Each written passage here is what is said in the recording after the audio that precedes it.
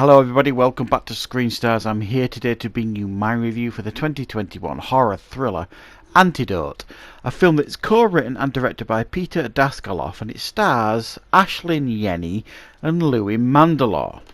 Now, the film follows a young woman called Sharon, who you see at the beginning of the film. She complains of stomach pains. She's rushed to hospital, and it turns out she's got acute appendicitis.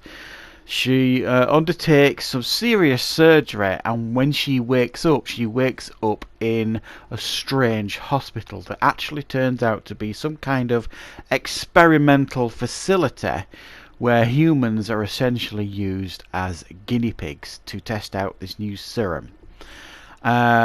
She's not going to stand for this, and she's trying to figure out the best way, obviously, to escape this facility. Does she manage to do so? Well, you'll have to watch the film to see for yourself. What are my thoughts on Antidote?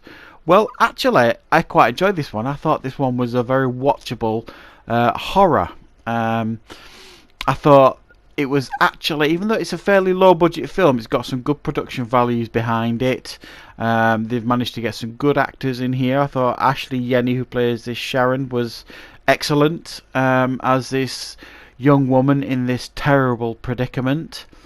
Louis Mandylor actually stood out for me in this film as well. I thought he was really, really good. I mean, he's always a reliable performer. Louis Mandylor turns up a lot in like low budget films, but his performance here I thought was really good. He plays like this really creepy doctor who really wants you to trust him, but you can't trust him. He's just too creepy, sort of thing. And I thought the film really worked hard to set the right tone here.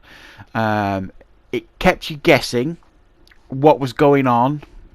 What kind of facility is this? That's your first question. She wakes up in this strange place. She's not getting any answers, so the film keeps throwing questions at you to try and answer.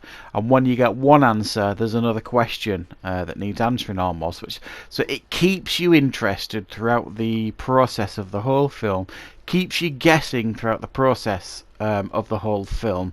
And that, I don't think that is a particularly easy thing to do. And along the way, it gives you a couple of surprisingly horrific sequences. If you're into body horror and things like that, you get a couple of sequences with limbs being chopped off and, you know, things done with tongues and all the rest of it. You know what I mean? And it is, there will be a couple of times where you're kind of wincing when you're watching a couple of these sequences. So it works well in the horror aspect, but it works well on the other side of it as well, like the mystery side of it, like what is going on here.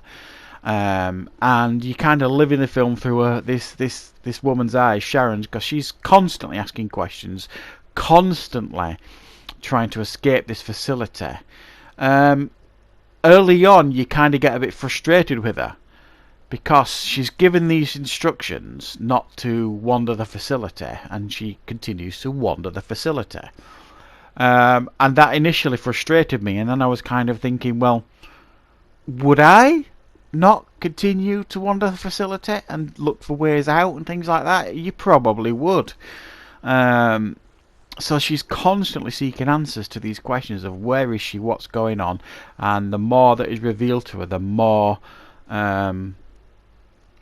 she feels the need to escape, as would many of us when it's actually revealed what is going on in this facility. And it's pretty horrific stuff. I thought, though, there was a point in the film when there was something that crossed my mind, and I thought, could it be this?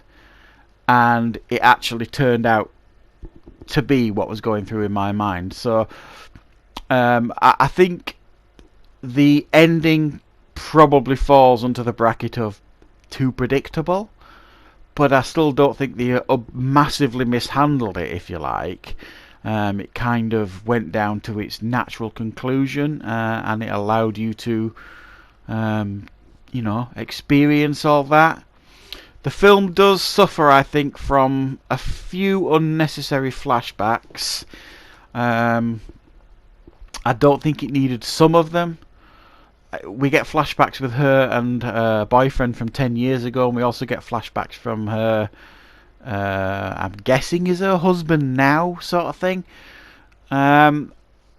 So it spends a lot of time giving you this character's backstory and things, but it didn't give you an awful lot of backstory on some of the other characters that she interacts with in this experimental facility. She's allowed to wander and talk to the other patients and stuff like that, and she does communicate with some of them.